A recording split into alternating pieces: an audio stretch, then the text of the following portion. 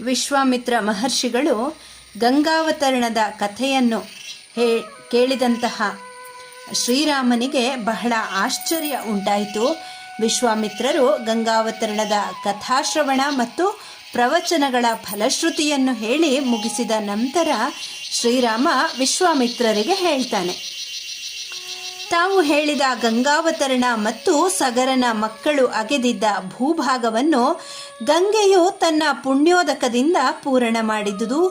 ಈ ಕಥೆಗಳು ನಿಶ್ಚಯವಾಗಿಯೂ ಪರಮ ಅದ್ಭುತವಾದಂತಹ ಮತ್ತು ಪುಣ್ಯಕರವಾದಂತಹ ಪ್ರವಚನಗಳಾಗಿವೆ. ಹೀಗೆ ಕಥೆಯ ವಿಷಯವಾಗಿ ತನ್ನ ವಿಸ್ಮಯವನ್ನು ವಿಶ್ವಾಮಿತ್ರರಿಗೆ ಸೂಚಿಸಿ ಶ್ರೀರಾಮನು ಗಂಗಾವತರಣ ಪುಣ್ಯ ಕಥೆಯನ್ನೇ ಮನದಲ್ಲಿ ಪುನರಾವೃತ್ತಿ ಮಾಡುತ್ತಾ ಲಕ್ಷ್ಮಣನೊಡನೆ ಮುಖ್ಯವಾದಂತಹ ಪ್ರಸಂಗಗಳನ್ನು ಪ್ರಸ್ತಾಪಿಸುತ್ತಾ ಇರುವಲ್ಲಿ ಆ ರಾತ್ರಿ ಕಳೆದೇ ಹೋಯಿತು. ವಿಮಲವಾದ ಸುಪ್ರಭಾತವು ಉಂಟಾಗಲಾಗಿ ತಮ್ಮ ಆಹ್ನಿಕ ಕೃತ್ಯಗಳನ್ನು ಮುಗಿಸಿದ್ದ ತಪೋಧನರಾದ ವಿಶ್ವಾಮಿತ್ರರಿಗೆ ರಾಘವನು ಲಕ್ಷ್ಮಣನೊಡನೆ ಅಭಿವಾದನ ಪೂರ್ವಕವಾಗಿ ನಮಸ್ಕರಿಸಿ ಹೇಳಿದ, ಕೇಳಲು ಅರ್ಹವಾದ ಪರಮಾದ್ಭುತವಾದ ಗಂಗಾವತರಣವನ್ನು ನಿಮ್ಮ ಮುಖಾರವಿಂದದಿಂದ ಕೇಳಿದೆವು. ನಂತರ ಈ ಕಥೆಯನ್ನು ಆಮೂಲಾಗ್ರವಾಗಿ ಪುನಃ ಸ್ಮರಿಸಿಕೊಳ್ಳುತ್ತಿದ್ದ ನಮಗೆ ರಾತ್ರಿಯು ಒಂದು ಕ್ಷಣದಂತೆಯೇ ಕಳೆದು ಹೋಯಿತು. ಪುಣ್ಯಪ್ರದಳಾದ ನದಿಗಳಲ್ಲಿಯೇ ಶ್ರೇಷ್ಠಳಾದ 3 ಲೋಕಗಳಲ್ಲಿಯೂ ಪ್ರವಹಿಸುವ ಗಂಗಾ ನದಿಯನ್ನು ನಾವು ಇನ್ನು ದಾಟಿ ಮುಂದೆ ಪ್ರಯಾಣ ಮಾಡೋಣ. ಸುಖಕರವಾದ ರತ್ನಗಂಬಳಿಗಳಿಂದ ಕೂಡಿರುವ ಪುಣ್ಯಕರ್ಮರಾದ ಮಹರ್ಷಿಗಳ ಈ ನಾವೆಯು ಪೂಜ್ಯರಾದ ನೀವು ಇಲ್ಲಿಗೆ ಬಂದಿರುವುದನ್ನು ತಿಳಿದು ನಿಮ್ಮನ್ನು ಒಯ್ಯುವ ಸಲುವಾಗಿಯೇ ಬಂದಿದೆ. ರಾಘವನ ಆ ಮಾತುಗಳನ್ನು ಕೇಳಿ ವಿಶ್ವಾಮಿತ್ರರು ಮಂದಹಾಸದಿಂದಲೇ ತಮ್ಮ ಅನುಮತಿಯನ್ನು ಸೂಚಿಸ್ತಾರೆ. ಋಷಿಗಳ ಮತ್ತು ರಾಮ ಲಕ್ಷ್ಮಣರ ಜೊತೆಯಲ್ಲಿ ನಾವೆಯಲ್ಲಿ ಕುಳಿತು ಪರಮ ಪವಿತ್ರಳಾದ ಗಂಗಾ ನದಿಯನ್ನು ದಾಟ್ತಾರೆ. ಉತ್ತರ ದಿಕ್ಕಿನ ನದೀ ತೀರವನ್ನು ಸೇರಿದ ವಿಶ್ವಾಮಿತ್ರ ಪ್ರಮುಖರು ನಾವೆಯಲ್ಲಿ ತಮ್ಮನ್ನು ಕುಳ್ಳಿರಿಸಿ ಗಂಗಾ ನದಿಯನ್ನು ಸುಖವಾಗಿ ದಾಟಿಸುವುದಕ್ಕಾಗಿ ಅಲ್ಲಿದ್ದ ಮಹರ್ಷಿಗಳನ್ನು ಯಥೋಚಿತವಾಗಿ ಸತ್ಕರಿಸಿದರು. ಬಳಿಕ ವಿಶ್ವಾಮಿತ್ರರೇ ಮೊದಲಾದವರು ಸಮೀಪದಲ್ಲೇ ಇದ್ದಂತಹ ವಿಶಾಲ ಎಂಬ ನಗರಿಯನ್ನು ಕಾಣ್ತಾರೆ. ಆನಂತರ ಅದೇ ಮಾರ್ಗವಾಗಿ ಮುಂದೆ ಪ್ರಯಾಣ ಮಾಡುತ್ತಾ ಸ್ವರ್ಗ ಸದೃಶವಾದ ರಮಣೀಯವಾದ ದಿವ್ಯವಾದ ವಿಶಾಲ ನಗರಿಯನ್ನು ಸೇರಿದರು. ಮಹಾಪ್ರಾಜ್ಞನಾದ ಶ್ರೀರಾಮನು ಬದ್ಧಾಂಜಲಿಯಾಗಿ ಮಹಾಮುನಿಗಳಾದ ವಿಶ್ವಾಮಿತ್ರರನ್ನು ಕೇಳ್ತಾ ಇದ್ದಾನೆ. ಪಟ್ಟಣಗಳಲ್ಲೆಲ್ಲ ಶ್ರೇಷ್ಠತಮವಾದ ಈ ವಿಶಾಲ ಪಟ್ಟಣದ ಇತಿಹಾಸವೇನು? ಈ ನಗರದಲ್ಲಿ ಸುಪ್ರಸಿದ್ಧವಾದ ಯಾವ ರಾಜವಂಶದ ಅರಸರು ರಾಜ್ಯವಾಳುತ್ತಿದ್ದಾರೆ? ಈ ವಿಷಯಗಳನ್ನು ನಿಮ್ಮಿಂದ ಕೇಳಿ ತಿಳಿದುಕೊಳ್ಳಲು ಬಹಳ ಕುತೂಹಲಿಯಾಗಿದ್ದೇನೆ. ನಿಮಗೆ ಮಂಗಳ ಉಂಟಾಗಲಿ. ದಯವಿಟ್ಟು ಇವೆಲ್ಲವನ್ನು ವಿಶದವಾಗಿ ಹೇಳಿರಿ ಎಂಬುದಾಗಿ ಕೇಳ್ಕೊಳ್ತಾನೆ. ಶ್ರೀರಾಮನ ಆ ಮಾತುಗಳನ್ನು ಕೇಳಿ ಮುನಿಪುಂಗವರಾದಂತಹ ವಿಶ್ವಾಮಿತ್ರರು ವಿಶಾಲ ನಗರಿಯ ನಿರ್ಮಾಣದ ಪೂರ್ವ ವೃತ್ತಾಂತವನ್ನು ತಿಳಿಸಲಿಕ್ಕೆ ಮುಂದಾಗ್ತಾರೆ. ಈ ಪಟ್ಟಣಕ್ಕೆ ಸಂಬಂಧಿಸಿದಂತೆ ಈಗ ನಾನು ಹೇಳಲಿರುವ ಇಂದ್ರನ ಶುಭಪ್ರದವಾದಂತಹ ಕಥೆಯನ್ನು ಮತ್ತು ಈಗ ಪಟ್ಟಣವಿರುವ ಈ ಪ್ರದೇಶದಲ್ಲಿ ಹಿಂದೆ ನಡೆದ ವೃತ್ತಾಂತವನ್ನು ಯಥಾವತ್ತಾಗಿ ಹೇಳುತ್ತೇನೆ. ನಾನು ಇವೆಲ್ಲವನ್ನು ನಿನ್ನ ಆಶಯದಂತೆಯೇ ವಿವರಿಸಿ ಹೇಳುತ್ತೇನೆ, ಕೇಳು ಎಂಬುದಾಗಿ ಮಹರ್ಷಿಗಳು ಹೇಳ್ತಾರೆ. ಹಿಂದೆ ಕೃತಯುಗದಲ್ಲಿ ದ್ವಿತೀಯ ಮಕ್ಕಳಾದಂತಹ ದೈತ್ಯರು ಮಹಾಬಲಶಾಲಿಗಳಾಗಿಯೂ ಅದಿತಿಯ ಮಕ್ಕಳಾದಂತಹ ದೇವತೆಗಳು ಧಾರ್ಮಿಕರಾಗಿಯೂ ಇದ್ದರು.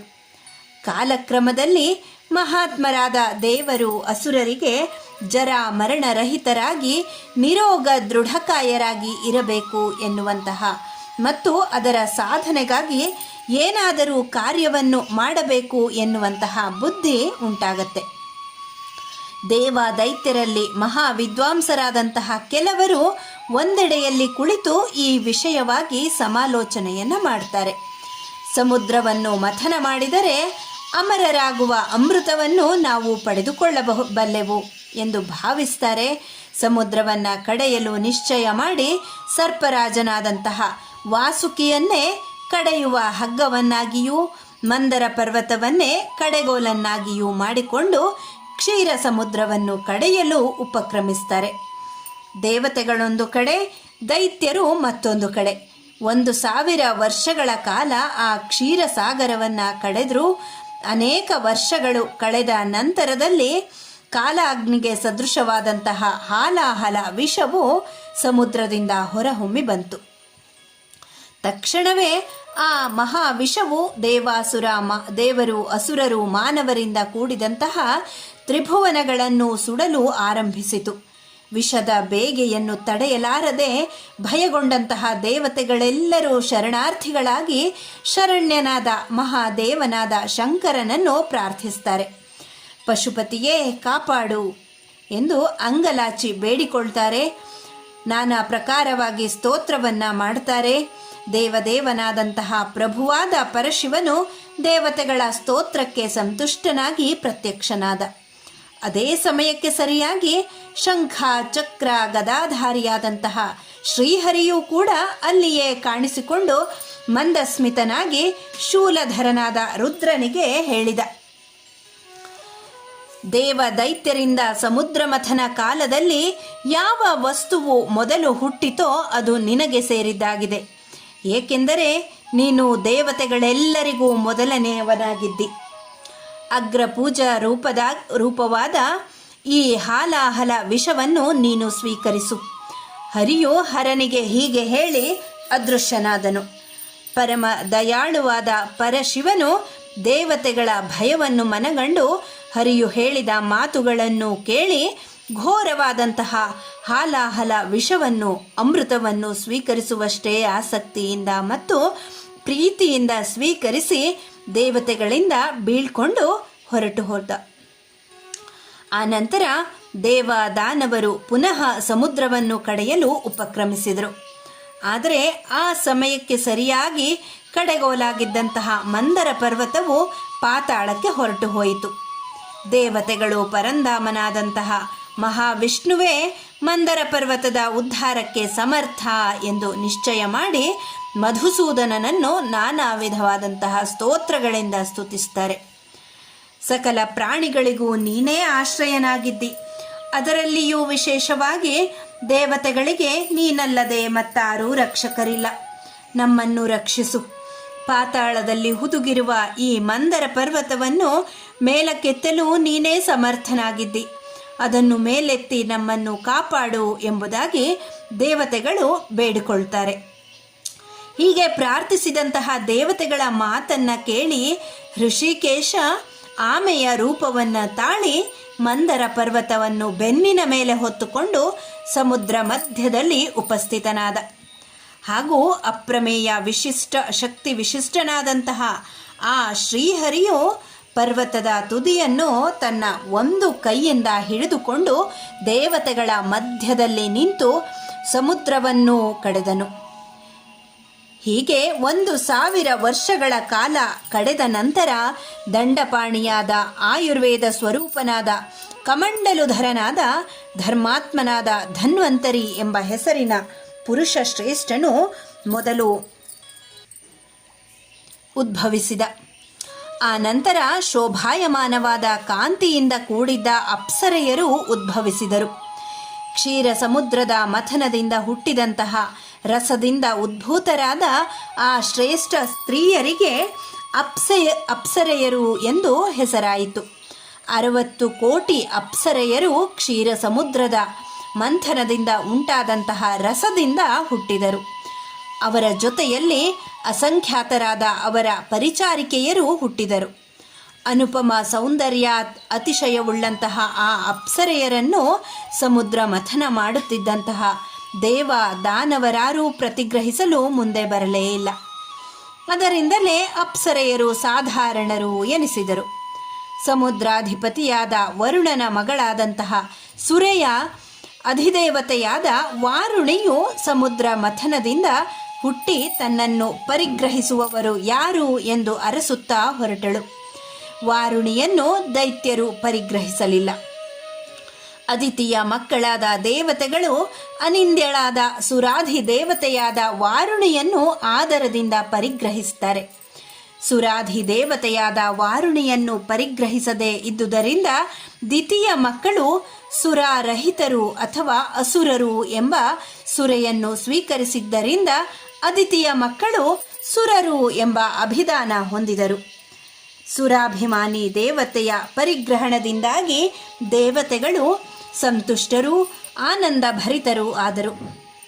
ವಾರುಣಿಯು ಹುಟ್ಟಿದ ನಂತರ ಉಚ್ಚೈಶ್ರವಸ್ಸು ಎಂಬ ಶ್ರೇಷ್ಠವಾದಂತಹ ಕುದುರೆಯು, ಕೌಸ್ತುಭ ಎಂಬಂತಹ ಉತ್ತಮೋತ್ತಮವಾದ ರತ್ನವು ಹಾಗೂ ಅಮೃತವು ಸಮುದ್ರದ ಮಧ್ಯದಿಂದ ಹುಟ್ಟಿದವು. ಅಮೃತದ ಪ್ರಾದುರ್ಭಾವ ಆದೊಡನೆಯೇ ಅದು ಯಾರಿಗೆ ಸೇರಬೇಕು ಎಂಬುದರ ನಿರ್ಧಾರಕ್ಕಾಗಿ ಕುಲಕ್ಷಯಕ್ಕೆ ಸಾಧನಭೂತವಾದ ಮಹಾಯುದ್ಧವೇ ಪ್ರಾರಂಭವಾಗಿ ಬಿಟ್ಟಿತು.